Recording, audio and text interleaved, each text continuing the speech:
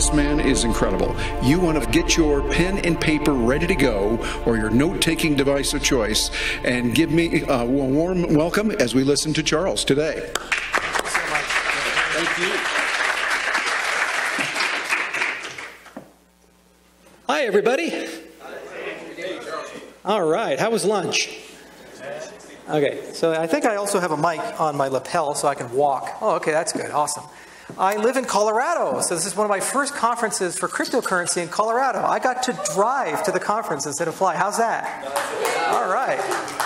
All right, thank you all for coming. I really do appreciate it. I didn't actually prepare a presentation because I've been traveling extensively, and I always said, oh, I'm going to write this incredible presentation, and it's going to be just mind-blowingly amazing. But then I was in Switzerland, and then I was in Connecticut, and then I was in New York, and I actually just got in from New York yesterday.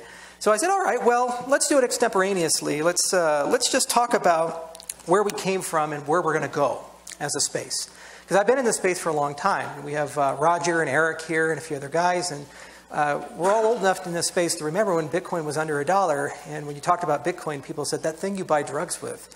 And now we have ICOs and news and all this other stuff going on. So it's been an amazing ride, and it's been a heck of a lot of fun. I've really enjoyed it.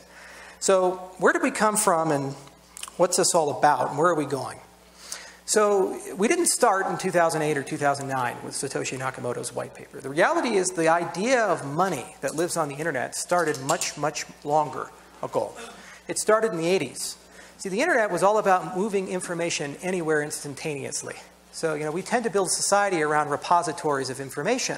So you have libraries and institutions like universities and so forth, and that's where we'd all aggregate. So whoever lived close to that had an advantage over everybody else. Then the internet comes out, and now you can move information anywhere instantaneously, and it costs nothing. So as soon as that occurred and people got it conceptually, the cypherpunk movement said, wait a minute, why can't we move money the exact same way? Why can't money be completely decentralized? So, like all good scientists, like all good people who like thought experiments, what did they do? They started inventing things. So back in the 1980s, we had guys like David Chaum and Hal Finney and others who said, how about we create this digital money? The problem with digital money is you need a ledger, a database. You need something to store who owns what where. So it's entirely possible to allow the money to move anywhere, but just like kind of like email, where your emails have to live on a server, that ledger has to live somewhere. So the first attempts to create money online were things like DigiCash and so forth. And they had this idea of a token, and the token could move anywhere, but they required somebody to run it. Now here's the problem with private money. Historically, it doesn't work out so well. Usually, governments shut them down, and if they don't, the people running the private money, Rothschilds on back, what do they tend to do? They shut it down or corrupt it. They do something bad with it. So the idea of digital money never quite worked out the way. Then we had a second wave of people, the PayPal generation, the Peter Thiels of the world and the e-gold people of the world who said, all right, well, maybe we can do this. And they worked really, really, really, really hard. And they pushed really, really hard. They were able to create some great companies. But again, these were centralized. The core innovation that Bitcoin brought is not the money part, the digital money part, but it was this concept of constructing a ledger that was decentralized and somehow secure. So even if Alice and Bob hate the system and they want to destroy it, they don't really have the ability to do that unless they can get a whole lot of people involved in that process. And eventually there's too many people involved and the whole thing falls through. So that was kind of the concept. But then the first question you have to ask is, well, why is this worth anything? You create these tokens. They're not backed by gold. They're not backed by anything. I was a big member of the libertarian movement. There's probably more than one gold bug in here. Show of hands. Yeah, all right. And, you know, we always said, hey, only gold and silver is real money, right? Because it's scarce and you can't manipulate it. Well, what backs Bitcoin? Nothing, except for social consensus. And little by little, we got that consensus. Little by little, it started being worth something. Originally, we traded Bitcoins on spreadsheets. Not exchanges, but spreadsheets. And you'd buy 10,000 of them for $5 or something like that. It was a pretty interesting time. I mean, if you lost a few hundred, you'd say, it's only a few hundred Bitcoin. Who cares, right? Then eventually, things started getting a bit more formalized, and the movement started growing and growing and growing, and then slowly but surely, we ended up having this beautiful currency. When I professionally entered the Bitcoin space, though, in 2013, the big problem we had was that we came up against a wall of capabilities, where people said, wow, it is so cool that we have this protocol to move money anywhere, and this decentralized database that people can't corrupt. But I want to issue my own currency. I want to have an escrow contract. I want to do all these crazy multi-things to, map onto my business domain. So how do you do that in a system that's blind, deaf, and dumb, that you can't change the protocol of easily? It's really, really hard. So you had all these people like Color Coins and Mastercoin and altcoins come out. And they tried to add a little bit more functionality through enormous pain. It was like putting nails in your hand. So we said, well, maybe there's another generation that we can do. Maybe there's some way where we can give people a programming language that can run on a blockchain, and you can build whatever application you want. It's a pretty insane idea. But, you know, we said, shoot, let's go for it. What was the historical analogy? It's more like the internet. The internet started with TCP/IP. It gave us a protocol to move data anywhere in the world. But it wasn't accessible for everyday people. You needed the web browser. And what happened to the web browser? It got a programming language. It got JavaScript. And then you could build Facebook. And then you could build Gmail. And then you could build all these great, beautiful applications. So analogously, what if we give a programming language to a blockchain? Then the world can build whatever financial applications they happen to want. This was the core thesis of Ethereum. And it's not something we came up with, like all great artists, we steal. Vitalik and others, we took it from Nick Szabo. In 1998, he wrote this lovely paper basically introducing the idea of the smart contract and saying that law will be automated, contracts will be automated. We can actually enshrine them in code with a bunch of nuances about what has to still be done by people and what can be done in an automated capacity. So we had no idea how to do this. Sergio Lerner had some ideas, and other people did, and we just gave it a shot. And Ethereum turned out to be one of the most successful open source projects of all time. So that's where we came from. We came from the internet, which gave us the idea that maybe we should have money move just as quickly. And then we realized that we want our money to do interesting things, not just move it between Alice and Bob. There's always a story behind that. And how about we decentralize that story so we don't have to trust just one person? Okay, but where are we going now? So after the web browser was invented, did the internet end? No. People had to build the Amazons and the Facebooks and the eBays and all the great businesses, right? So what are the Amazons and the Facebooks and the eBays of the cryptocurrency space? Where are we going with that? And that's kind of the core thesis of this talk, is where do I feel things are going? So because people like a taxonomy, they like some sort of labeling system, let's call Bitcoin Generation 1 and everything that came before that Generation 0, kind of the proto-Bitcoin stuff. Okay, then Ethereum is Generation 2. So Bitcoin was all about, let's move value between Alice and Bob. And Ethereum is all about, well, that value has a story behind it, and let's program that value up into a story. The problem that we're having, though, is now governance and interoperability and scalability. Now we have something that's useful. We have something that potentially millions of people could indeed build businesses around. But the problem is that if you look at the total available resources that Ethereum has, as advanced as it is, it will not scale to millions of users, much more billions of users.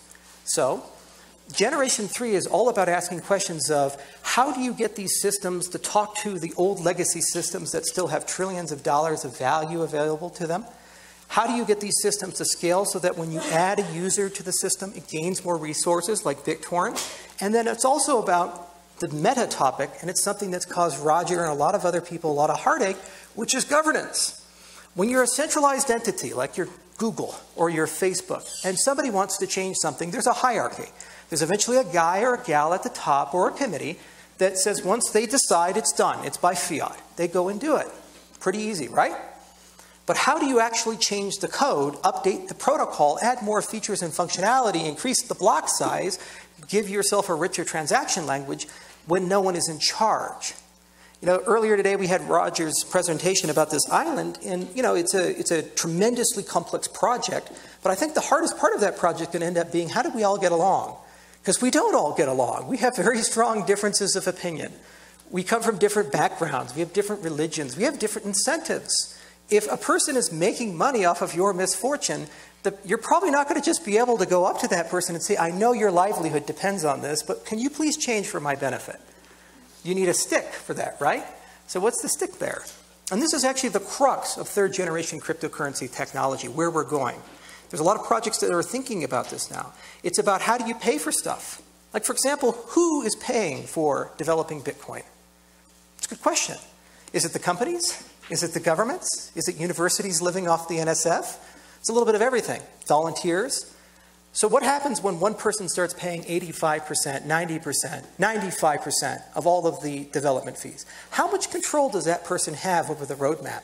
and where things are going to go. If your job depends on that one person, what does that mean for you and your principles? You know, as Andre Napolitano mentioned, you have all these people like James Madison who come on in and they have great principles, but then they're in charge of things and suddenly they change. Similarly, when people pay you, when people have financial control and influence over you, wouldn't maybe you start making decisions a little differently? So that's a problem for cryptocurrencies because somebody has to be around to write the code. Somebody has to be around to vet the code. And what incentives do they have to do a good job? It's one of our big issues, right? So there's been some ideas, like Dash, for example, was one of the first innovators here. And what did they do? They created a treasury. They said, gosh, you know, we're paying all these miners to maintain the system. It's almost like a tax. Why don't we take a little bit off the top, the inflation that's created to pay the miners? And let's put it into a decentralized bank account, basically. And let's let anybody in the whole wide world send a ballot to that treasury. And if a person approves it, if the stakeholders, the owners of the token approve it, the ballot will actually pay them automatically. Well, guess what? They implemented it, and now I think they have $20, $30 million a year to pay people building the protocol from the blockchain itself. Not from a bank, not from a private entity, not from a government. So that's one side of it, the sustainability side. Can we build treasuries? Can we build financial systems that actually give people the funding that they need to work on these things? Furthermore, give people need the funding to market these things, to build their businesses on things, to migrate existing businesses to these things. The other side of it is, as I mentioned earlier, is this notion of soft forks and hard forks, changing things. What if I wake up and I direct my whole company and all of our scientists to start working on quantum-resistant signature schemes? Because, you know, a quantum computer is going to come out in 10 years, and Shor's algorithm is going to go ahead and end us all because we're vulnerable to it. Great. I can get all this great research done, go to Crypto 17 or Eurocrypt or ACNS, wherever, and show off my cool new signature, and we've done all that hard work, and now I have this beautiful code that's written, and I'm ready to go. So then who do I exactly go to put it into Bitcoin, or to Ethereum, or to any other cryptocurrency? I can go to Reddit. Anybody been to Reddit and had arguments and debates on Reddit? Was that fun? No. Okay, well, we know where you come from. All right, what about Bitcoin Talk? Is anybody there? Anybody have fun on that? Well, okay, I don't know. Like, what is the canonical place that one goes to resolve these types of issues? Well, we don't have one. That's one of the biggest concerns, actually. It's a big meta problem. It's why it's been so hard to upgrade Bitcoin in a certain respect. You have incredibly brilliant people who have damn near unlimited financial resources and great networks at their disposal who have come up with proposals for how do we scale Bitcoin. And they're really, really at a deadlock. So much so, there's now another Bitcoin version called Bitcoin Cash. They couldn't agree. It went down to the wire and it split into two completely different cryptocurrencies. Similarly, with Ethereum, we had some debates about something. I disagreed with the DAO bailout. And guess what? There's Ethereum Classic now and Ethereum. And by the way, Coca-Cola Classic's better than New Coke, right? So, buy ETC. So anyway, that's one of the biggest issues, is you need to have some sort of mechanism to decide how do we change things once people propose it. That quantum immune signature scheme, I'll go ahead and propose it. Bitcoin improvement proposal or Ethereum improvement proposal. You need a system to allow you to do that. So the third generation about cryptocurrencies, the things that are coming, the ones that are really going to be valuable, the ones that are really going to change things and allow us to grow, and actually allow these things to get enough users where they can start influencing law and governments and central banks. Those require governance. Those require scalability. Those require interoperability. Final thing we'll talk about. What is interoperability? So let's say he's Bitcoin and these two guys here are Ethereum. The problem with Bitcoin is it's blind, deaf, and dumb. It doesn't know there's a whole world outside of it. It just thinks that Bitcoin is the only thing that exists. Even clones of Bitcoin, like Litecoin, where very little things have been changed, they can't talk to each other by design. Ethereum's a little bit better because you have programmability. So you can kind of write a smart contract up and you can build a relay or something like that, but they're very expensive to run. So you need some accommodation for identity and metadata and accommodation for relays and other standards that will allow these blockchain systems to talk to each other. Because at the end of the day, we're going to end up having thousands of them. Some of them are going to be private permission systems running between the banks. Some of them are going to be completely open ledgers like Ethereum. Some of them are going to be like semi-public, semi-private like Ripple, for example. And every single one of them has value and stories locked up in them. And interoperability is incredibly important. Or else you have two parallel financial systems at war with each other, one of which doesn't really do much for the other. So I think that's where we're going to go. Now, What research is being done? One of the advantages I have running my company, and this is my third company. I originally started Ethereum with Vitalik, and before that Invictus Innovations with Dan Larimer, and we did BitShares. With IOHK, we're a research company. We have 3 research centers, one at Tokyo Tech, love Japan, one at University of Edinburgh, love Scotland, and Greece is awesome, one at University of Athens. We have a bunch of scientists. So we have the luxury of actually looking into the tech and the science and getting a sense of what's real, what's not real, what's possible, what's not possible. And the good news is that I think within 3 to 5 years, almost all of these problems can actually be rigorously solved. The reality is we've already figured out how to scale to billions of users. I assume everybody here has either a Twitter profile, LinkedIn profile, or a Facebook page. Well, guess what? They figured out how to scale. And we can do the same thing. We just have to make some adjustments because the trust model is different. Similarly, the network protocols have to be completely overhauled and refined, and how we store data, and even the architecture of a blockchain itself probably has to be changed. But again, all these things can be solved. What can't be solved in a lab is the social stuff. And that's actually the really exciting thing, is how do we actually get people to coordinate? How do we actually get consent? Like voting, for example. How many people here voted for the current president we have? How many people here voted for another candidate? How many people here wish we had more than the choices we had in 2016? Right. So it's not who you voted for, right? It's who's on the ballot. And how does the person get to be on the ballot? So similarly, maybe I can get my quantum immune signature scheme on the ballot, but maybe he can't, even though his is better.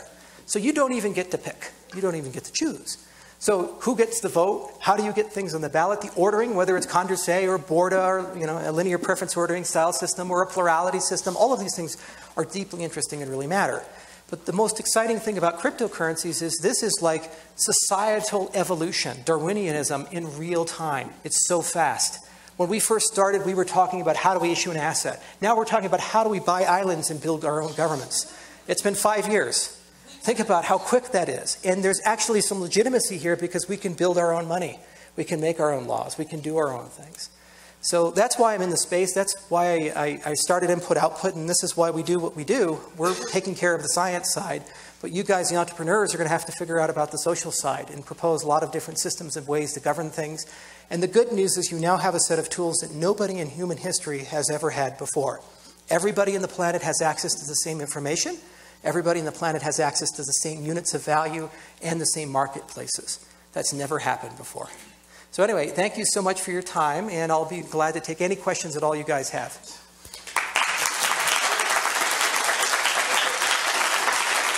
You want to come up to the mic, or? Okay.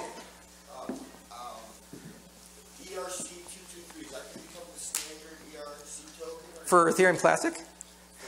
Yeah, so the question was, so first off, there's a token called ERC20 on Ethereum. So these guys want to issue their new token, let's call it FooCoin, and it's the best coin ever. Basically, the way you do that on Ethereum is to use a standard called ERC20. In the Ethereum Classic community, we noticed that there were some minor problems with ERC20, that we created a different standard called ERC223. They're equivalent to each other. Yeah, I think ERC223 is a superset. And I have no problem with it being a standard, but it's ruled in a decentralized way. So that's one of the things we're going to talk about in Hong Kong in November. Okay, that'll be fun.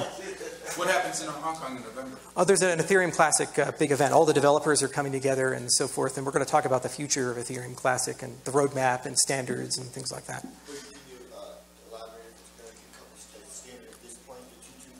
I don't know. I mean, I would be in favor of a standard. To be honest, we have to change the entire virtual machine. So we did with University of Illinois, Urbana-Champaign, a project to formalize the EVM using something called K.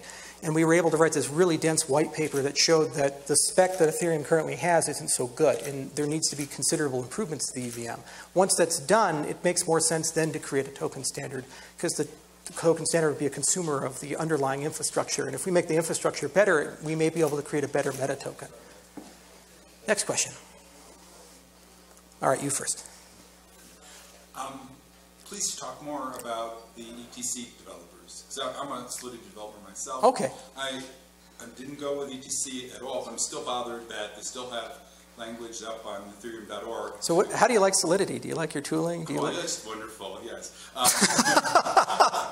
But I would love to look at ETC, Yep. but I don't know anything about the community. So my company has a research team and a development team. It's called the Mantis team. We built a 100% new code Scala client, which will be released here in November. So it's on par with Parity or Geth. We have 6 full-time Scala developers who develop that. And there's 2 other teams, the Ethereum Commonwealth team, and then there's the ETC dev team, which was the original team that actually precipitated the fork. And most of them are volunteers. And so one of the things we're going to talk about in November is formalizing things, getting some permanent funding for people, and also what is the vision and the roadmap. Like, for example, Metropolis has just come out, so we have to make a move to that. The other thing is that Proof of Stake is coming with Casper, but the community is very keen to stay with Proof of Stake is coming with Casper. The community is very keen to move to stay on Proof of Work. But if we're to do that, we need a scalability roadmap for it. So the developers are quite good because some of them work for me. I'm not going to complain about them. But it's early days. We need probably another 6 months to a year to really build a strong identity. And at that point, there'll be rapid divergence between the 2 platforms. Now, as for programming languages, one of our hopes with Grigori's work over at University of Illinois is to give you the ability to write smart contracts in the languages you've come to know and love, such as Java, C, JavaScript, and so forth. It, to me, is a little crazy to say, hey, there's this whole new platform, throw away everything you've ever learned and learn this new thing for an unstable language with bad infrastructure that's really hard to debug. And oh, by the way, code is law, so if you make a mistake, you're brutally punished by Old Testament gods, right? Lots of laws, no mercy. So, so instead, what I'd like to do is say, hey, how about we formalize something with K, and then any language we've actually written in K, we can use a technique called semantic-based compilation, and it'll allow us to auto-build the compiler from that to the EVM. So we already have K semantics for Java, JavaScript, and C, and actually a language we created, a functional programming language called Plutus, specifically for smart contract development. So once we have the SBC stuff done, you can just write smart contracts in those languages, and they run on the infrastructure. That's our hope. And then to add new language support, you just write the semantics in K, which takes about 2 to 4 weeks. So our hope is we can have a huge, huge supply of languages that developers can use, and they're not forced to use Bamboo or Viper or Solidity or all these other things. Now, it is a natural question to ask about SDKs and syntactic sugar and other things to make it a little easier to run the smart contract. But there's also a lot of open questions about resource awareness and static analysis and dynamic analysis and so forth. And those are all academic questions that never were actually rigorously stated when we created Ethereum.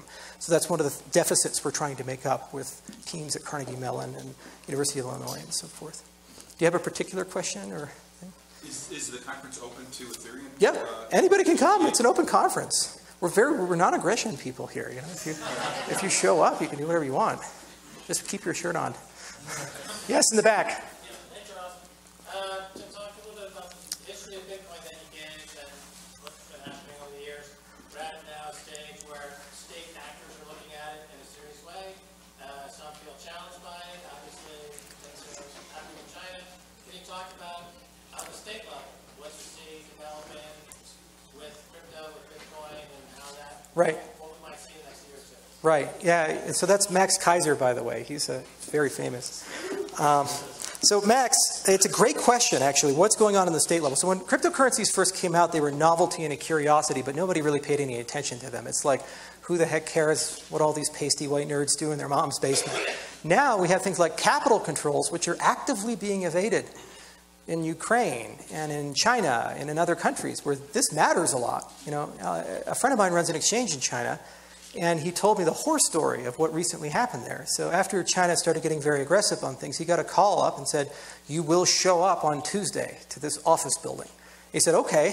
You ever get a call like that where a government official calls you and says, come in on Tuesday? Now, could you come in on Tuesday? It's the difference between China and Japan. So he shows up, and there's this U-shaped table, and there's all these Chinese bureaucrats at the table, and they just start yelling at him for 45 minutes, destabilizing the peace, destroying cultural harmony. And at the end of all of it, they said, on Friday, come back with a plan to shut your exchange down. No debate, no questions. And he said, where's all this coming from? And they said, it's not us, it's Beijing. And they implied heavily that it had to do with capital controls, as well as the leadership conference. So we are seeing more authoritarian governments, or governments that really like control over money, taking a second look at these things and saying, well, maybe they aren't such a good idea to run after all, and we want to control them through some sort of back channel. Problem with this technology is it's extremely difficult to control. So the minute that people actually get these nodes, they get these things in their mind, they get incredibly creative with ways to evade things. But nonetheless, we see a lot of crackdown coming. from crackdown against ICOs, saying, hey, these things are securities, to crackdown against the free trade of these things, to crackdown against operational components. Like there's a big open question of what's going to happen to the mining pools in China. If the Chinese government's now anti-Bitcoin, a very substantial part of the mining capacity is in China. And it's not like you can just grab your miner and run. These things are warehouses. They're huge. So, they require some sort of buy-in from the local government. So the short answer is I actually don't know what's going to happen in a global sense, but I can speculate that what we're going to see is a transition where more laissez-faire libertarianist governments like Switzerland will continue to embrace and reap enormous financial benefits as a result. More ossified countries like the UK and the United States will doggedly hold on to regulation for a bit until they're forced to throw in the towel, as they did with the internet. And authoritarian countries like Russia and China and other wars will try to find a niche where they can control it. And where and how they can control it and where and how the cronies can make money, it will be very legal. And where they can't control it, a lot of people will go to prison. Does that kind of answer your question, Max, or do you want me?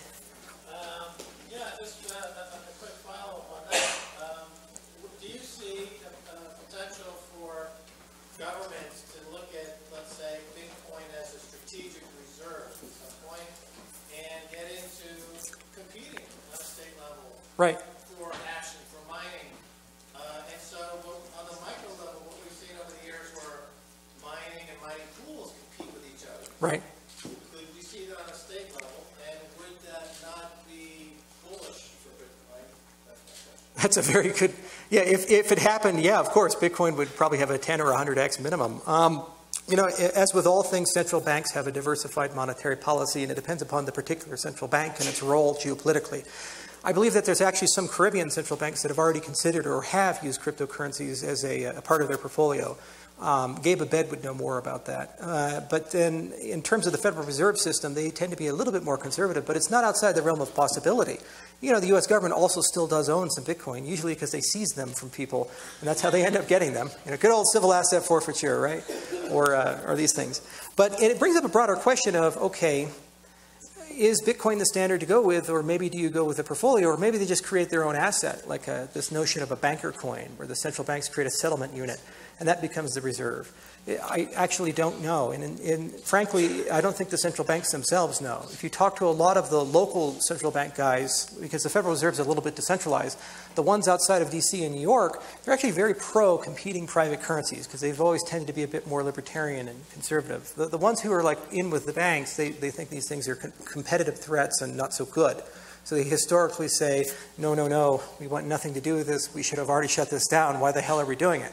Jamie Dimon's comments don't exist in a bubble. They're just a reflection of the environment that those people tend to live into. A last point is actually this notion of an internet of value, this idea of the liquification of value. So I was recently in Europe. I went to many different countries. After I added them all up, there was 5 different currency pairs that I was in, but I only spent $1. I never actually bought any local currency. I didn't use any paper money. I used my credit card. So what if on your phone, you can have this idea of a universal wallet, and anything you own, whether it be gold, silver, dollars, euros, what have you, becomes a token in some capacity. And you could store all of them as you store Bitcoin on your phone.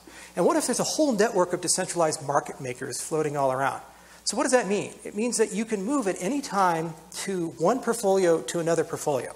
So you can live in Ukraine, but have dollar-based assets and gold-based assets. You can live in Russia, have real estate in South America, some of your primary money. Now here's where it gets really cool. Because this is all decentralized, and because we have decentralized market making, when you go to Starbucks to buy something, you can have your token that represents real estate in Argentina, and you can be in the UK and pay them in pounds sterling. They didn't know they accepted that. Just like when I pay with my card, they get paid in euros, or Swiss francs, or dollars, or these types of things. So if we're capable of living in a world like that, we have to actually start asking, why does the central bank matter? Because at any time, I can just create any portfolio I want on my phone, and there's this huge global financial web that can move anything to anything. So I don't really have to care what's going on with the dollar. It doesn't matter to me. It's as consequential as what's going on with the drachma. By the way, it doesn't exist anymore. Question in the back. There was, who was back there? Somebody was holding up a hand. Ah, there you go. Sorry. Do you see us a group of interoperable, like a forum somewhere like Web3 consortia coming in the future where there will be, I know there have been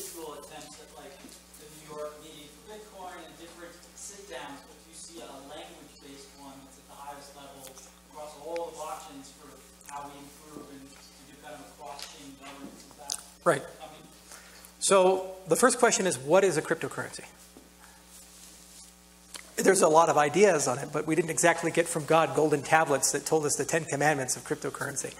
So the challenge is not only developing standards, and there's actually been some attempts, like the IETF has some people thinking about it, the W3C has the Interledger Committee and the Web Payments Committee. So there actually are some real legitimate standards efforts that are occurring, but the bigger concern is, what is a cryptocurrency in general? What properties does it have? What properties doesn't it have? And how do you formalize that in a way that we can understand and actually iterate on top of?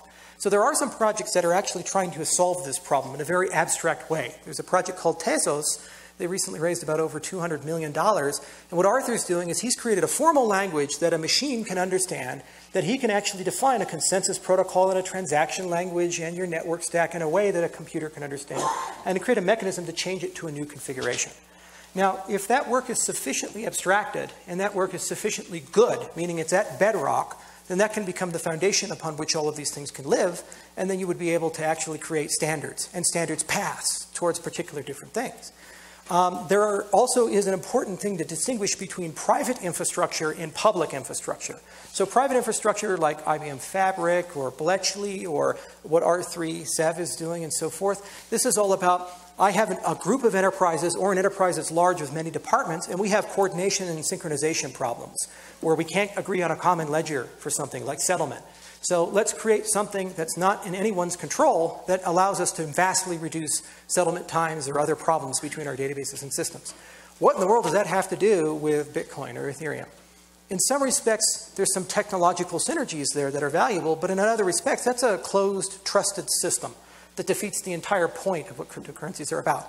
So we're probably going to see enterprise standards form differently, like with the Ethereum Enterprise Alliance and others, from cryptocurrency standards. And we haven't quite yet seen a cryptocurrency standards body materialize.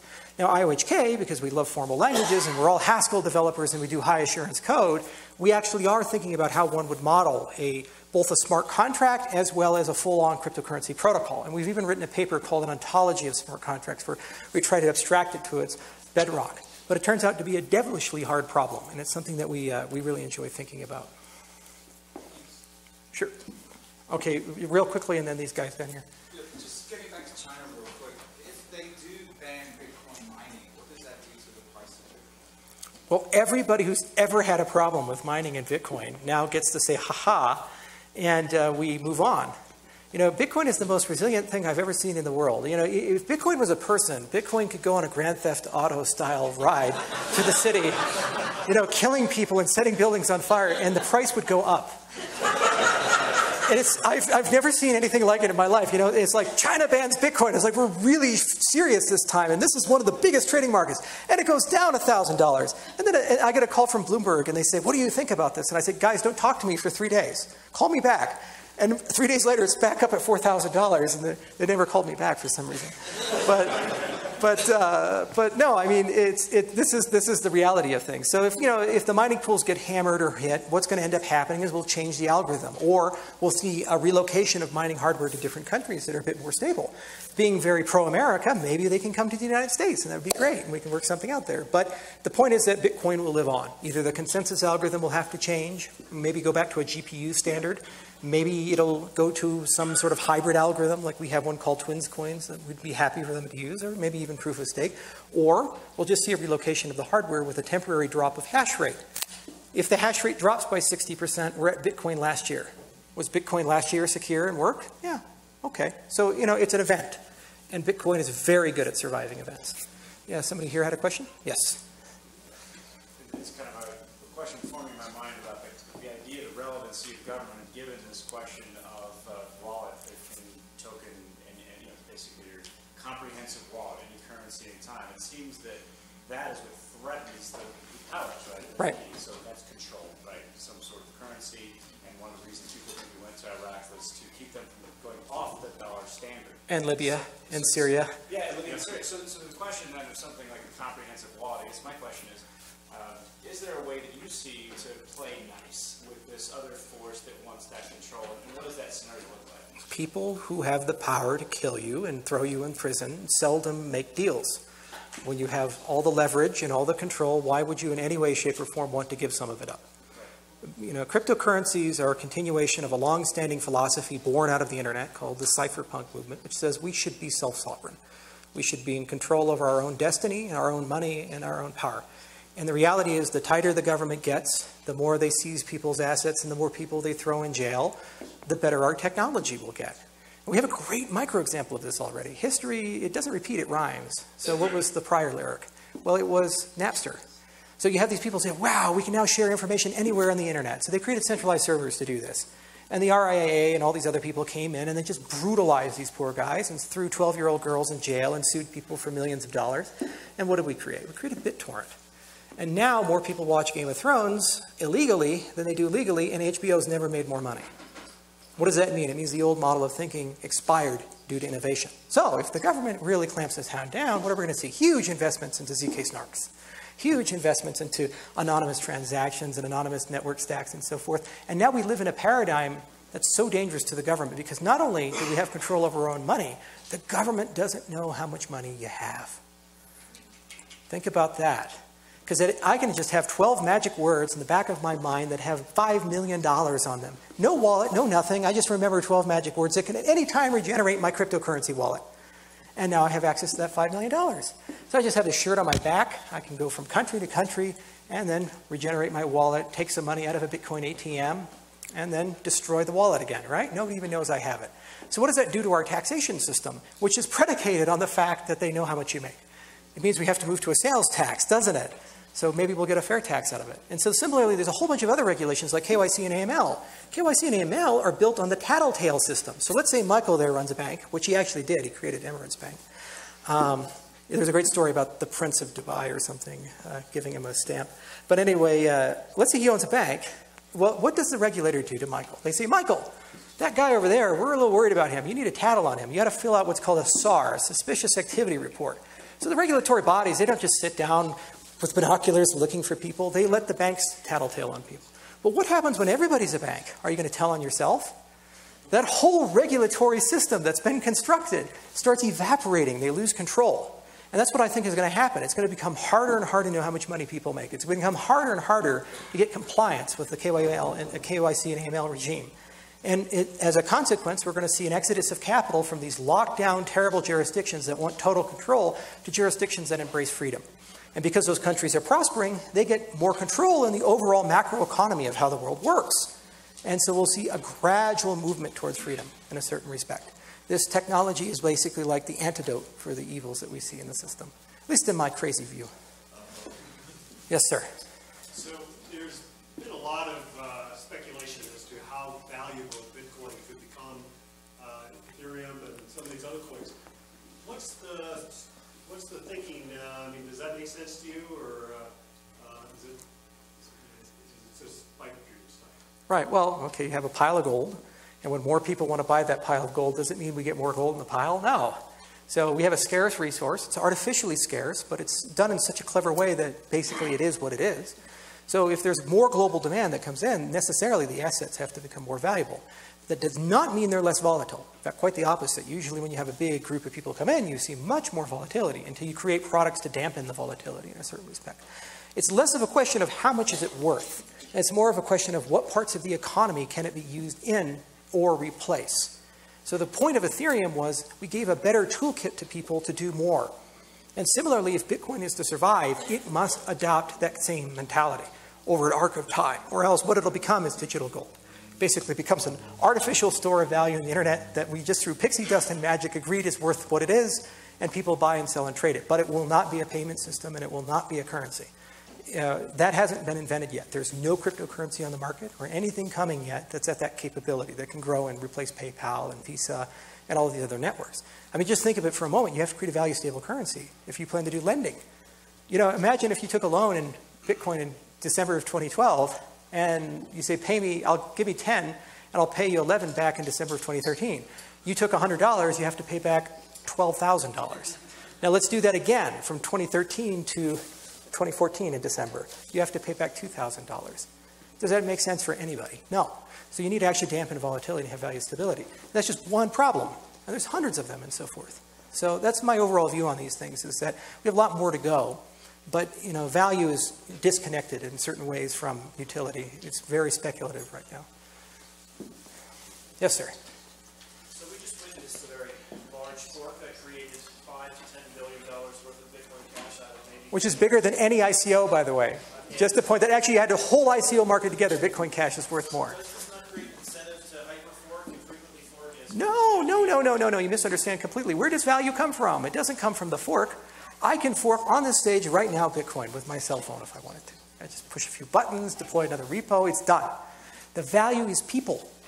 People live underneath and behind and prop up the cryptocurrency. And what did we have going on in Bitcoin? We had two factions that really just stopped getting along a long time ago. It's like mom and dad are fighting a lot. And at some point, mom and dad got to get a divorce. And they did. So mom took her friends and dad took his friends. And now we got Bitcoin and Bitcoin Cash. The reason why Bitcoin Cash is worth something is because there's people behind it. So if you can resolve the governance problem, you pool things together. People have an incentive to be together. If you can't, you pull things apart, and we end up having hundreds of micro camps of people. There's still value there, still trading going on, and we have now an internet of blockchains. So the question rather isn't, will this continue to happen or not? It's a question of what will happen if we have good governance versus bad governance. But the value is always constant. It's nothing to do with the code. It's everything to do with the people. Bitcoin is right now the most primitive of all cryptocurrencies, and it's the most valuable. It's most primitive because it was the first. Ethereum is one of the most advanced. There's ones coming after it that are even more advanced, worth less than Ethereum. So it's not the technology. All right, one more question. I already asked her. Yes, sir. So with that being said, talking about forks, can you give your opinion on what's going to happen in November? Oh, with Bitcoin? Yes. Maybe we'll have another one. What should you call it? Like Bitcoin Classic? Bitcoin Cash Squared? Tricoin? It'll be like He-Man, I have the power. I don't know, man. I mean, I spent a long time in the politics. I know Mike Hearn pretty well, and he got kind of railroaded as well. And I gave up on it. That's why I'm in the altcoin space and we build things. Sergio Lerner is one of the best guys I've ever met in the entire space. He's down in Argentina. He's an incredible InfoSec guy. He discovered a bug where you could create billions of Bitcoins out of thin air. This is how long he's been in the space, and he fixed these things, right? So he was actually one of the first guys to talk about Turing-complete smart contracts. This was 6 months before Vitalik. And what's the first thing Sergio did? He went to the core developers. Oh, we should change the scripting language to allow us to have these new capabilities. No. So the problem is, even if you have good ideas or things are happening, these camps are so volatile and so difficult to deal with, and they pull apart so much that I imagine we'll see more forks coming. They're not bad things. It just means the divorce happens. Mom and dad can get remarried. They can have more kids. They can live a prosperous life. It just means we don't consolidate all the value into one thing. It's only bad for the people who hold Bitcoin. All right. We good? Okay. Sorry, guys. I wish I could take more questions. Thank you so much. That was a lot of fun. Very good. Thank you.